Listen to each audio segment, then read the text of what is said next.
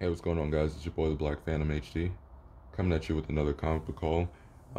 Man, has it been a real crazy last couple of months since the last video I made.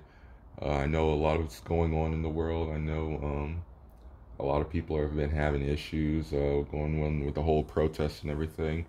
Um, I just want everybody to make sure that everybody's safe out there. Hopefully, y'all are doing well. As for me, it's been nothing really. Uh, was able to get back to work. I remember last time during the video, we were under lockdown, so I wasn't really doing much of anything. But now I was able to get back to work, and that means, woo, buy more comics. Uh, no. I haven't been buying a lot of comics. I've actually been trying to save for a Dodge Charger, so I try to buy as less as I used to.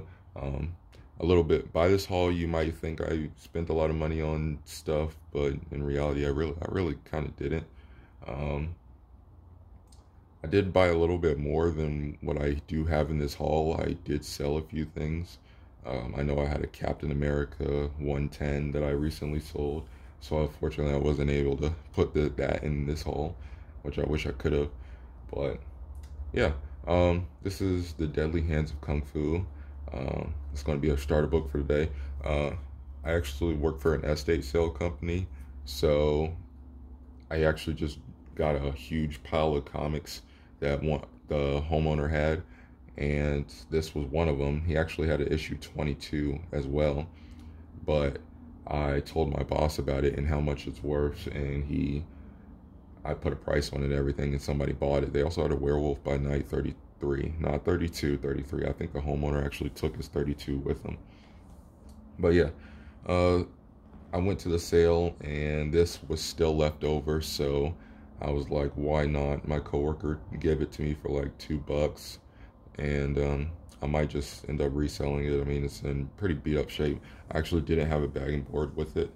I don't have any magazine size bagging boards on me, and there weren't any at the sale, so yeah, I just went on with this.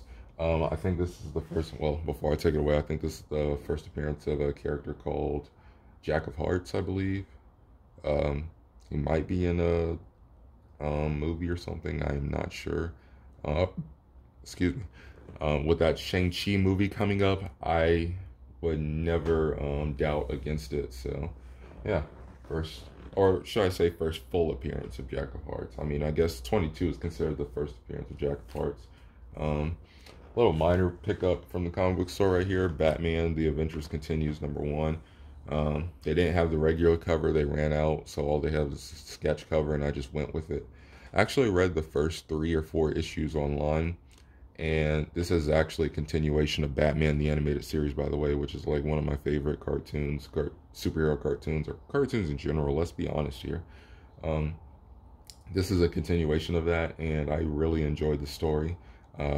I don't want to spoil anything for you guys, so I'm not going to talk too much about the story. So, but I do want to say that it's a really good story, must read right now. And I think everything sold.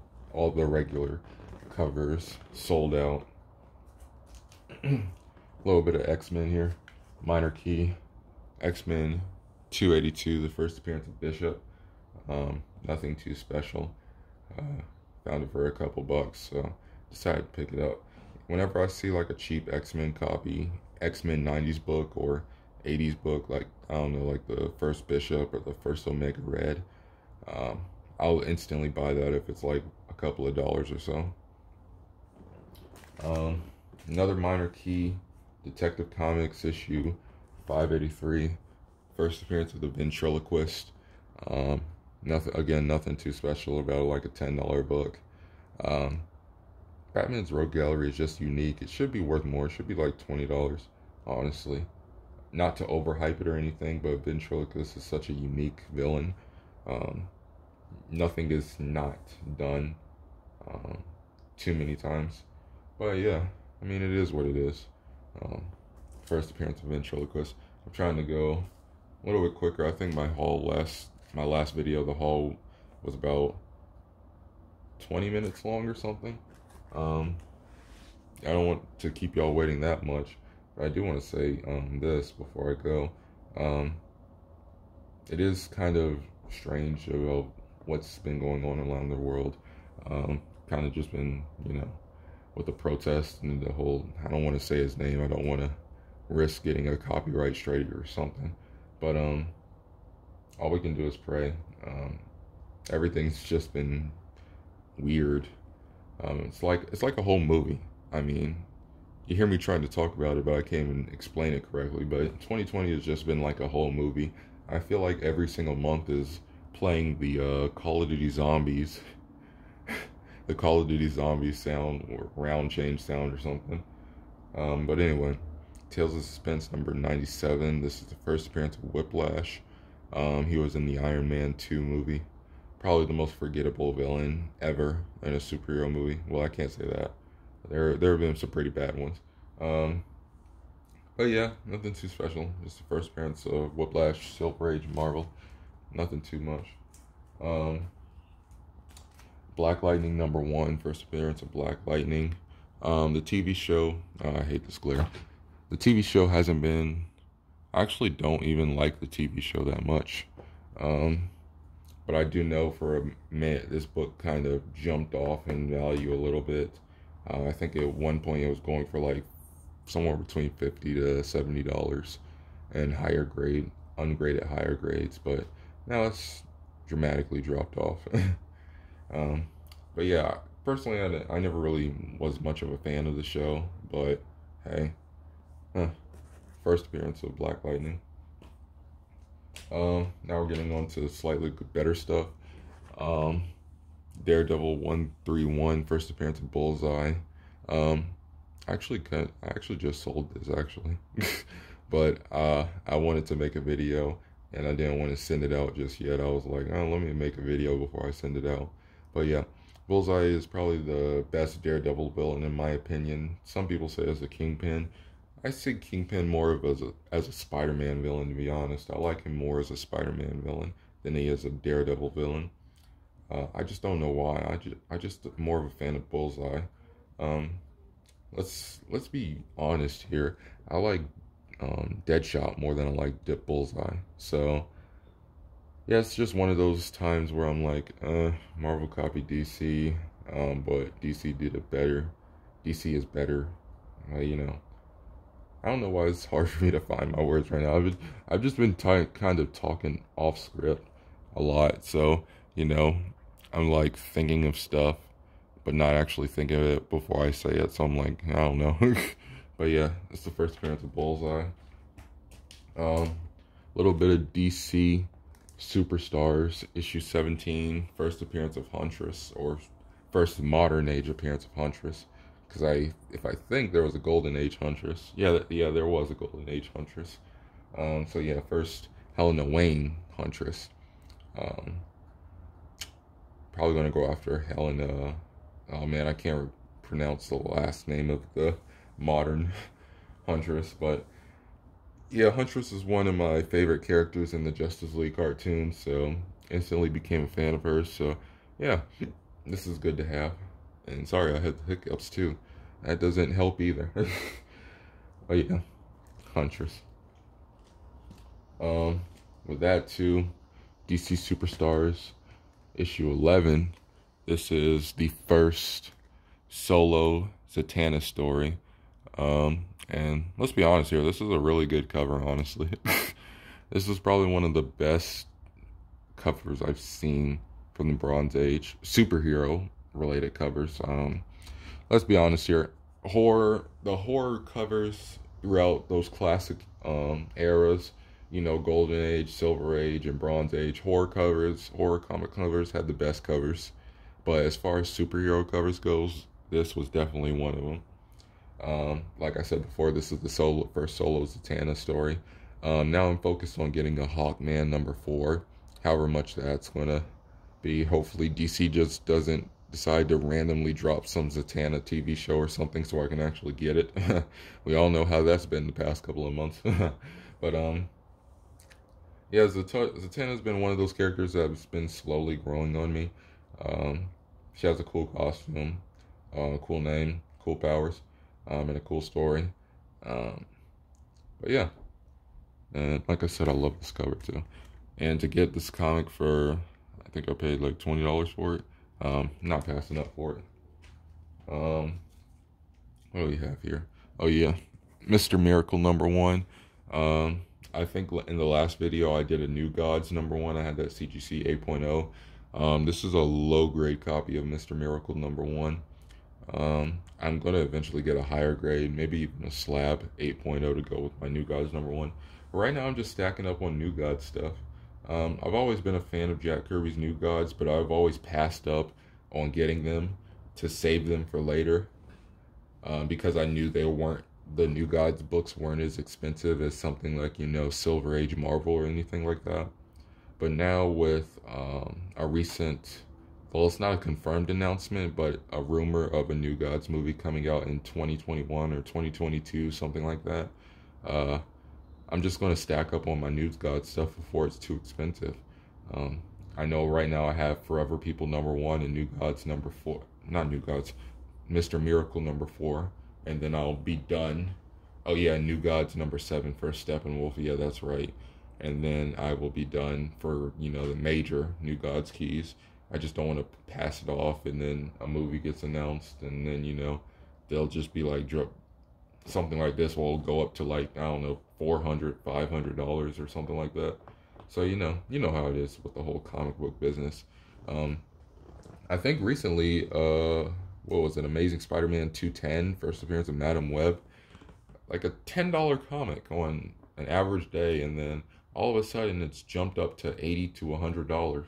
This is why I stopped going after Spider-Man keys as much as I do, because ever since he came back to the MCU, it is just so hard to get a Spider-Man key. I think you have to go to a Comic Con, just to get a Spider-Man key for a decent price. Every once in a while, you might find a deal on eBay.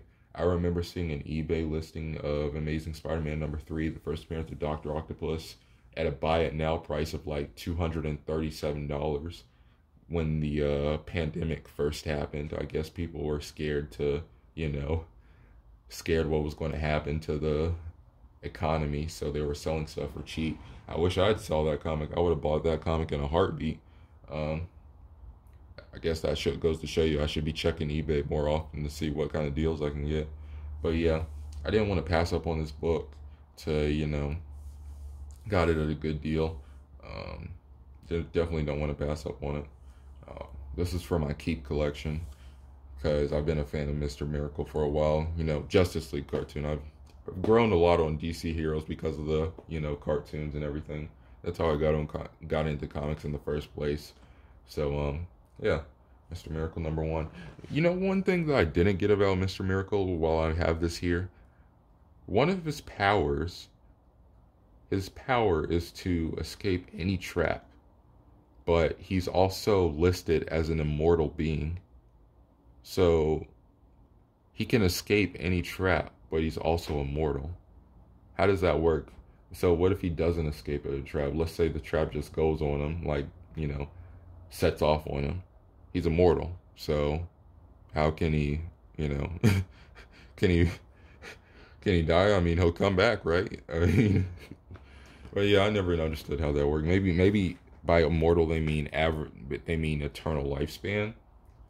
But, you can't just say immortal just because you're an eternal lifespan. I mean, I guess I don't know how that works. But anyway, last book of the day, Ironman 55, first appearance of Thanos. I got this for $200, I believe. I paid $200 for it, and it's about a fine condition. I guess you can be the judge of that. I guess you can be a judge of that. It has a chip on the back corner, on the back cover, but I still think it's a fine. For $200, best believe I'm going to resell it for like, I don't know, however much. Because I'm focused on getting like a House of Secrets 92 right now, something along that lines. I've always wanted a House of Secrets 92, and I've just been seeing the prices steadily increase over time, so I might want to, get something like that before the value gets too much on it. But anyway, this is the first appearance of Thanos. I think this book is actually going to go down in value in the next couple of years, because, the whole Avengers and Endgame stuff, passed. Um, I'm pretty sure Marvel has hit their peak at this point, unless they were to just pull out an X-Men and Fantastic Four movie out of nowhere. But even then, I don't think those movies would be nowhere near as popular as Captain America, Thor, and Iron Man. Um, there's one thing I always tell people about you know Marvel movies is let me rephrase that. There's one thing I've always told people about Silver Age, Fantastic Four, or just Fantastic Four in general. To the comic fan, to the Silver Age comic fans, and the Silver and Bronze Age comic fans, the Fantastic Four is a great team. They're an iconic team. But if you were to interpret um, Fantastic Four onto the big screen, I don't think it would work. I don't think it would go along with movie fans. Who knows? They were able to pull off Guardians of the Galaxy. Who's to say they can't pull off Fantastic Four? But I personally believe Fantastic Four can't be done correctly on the movie. I think they're too cheesy to be, especially if you read those Silver Age comics. They're way too cheesy. The thing saying it's clobbering time. Um, I really don't think Fantastic Four can do as well in the movies as I think they can do in comics. But that's just me. X-Men is fine. I think they could do good with X-Men, but because you can do multiple storylines with X-Men, with Gambit and Rogue storyline, with Wolverine storyline, with Cyclops and Jean Grey, Professor X and Magneto. There's just so much to be done. But with Fantastic Four, I think they're too cheesy. I don't think they're ever going to get Doctor Doom right, to be honest. What they did with Ultron in Avengers Age of Ultron, where they turned him into a laughingstock, like some sort of comedic clown. I think that's what they're going to do to Doctor Doom whenever Doctor Doom gets his own movie in the Fantastic Four. I think that he's just going to become a comedic clown or something. Nowhere near as nothing like Earth's Mightiest Heroes Doctor Doom, where he's just talking to himself in third person and he's like more ominous, like that. I think they're just going to completely throw that out of the water and stuff. But anyway, I'm getting off track. But anyway, my main point is Marvel, the whole Endgame, Marvel, the golden age of the Marvel Cinematic Universe is long gone. It ended with Endgame. I think this book has hit his peak. Because we all remember how much it was worth before the Avengers trailer. I think it was going for like $50 to $150 or something like that. But now I think it's still expensive. Don't get me wrong. People pay $300 for a low grade copy on eBay. I think. Can't imagine what you can get for a mid grade copy, especially if I were to CGC this or something and it come back as a 6 or something. But I really think this book hit its peak. You can't really do anything with Thanos anymore in the MCU. Unless you, time travel, bring him back. I don't know. But, anyway, that's going to be my comic book haul for whoever knows when. This has been your boy, the Black Phantom. Peace. Stay safe now, y'all.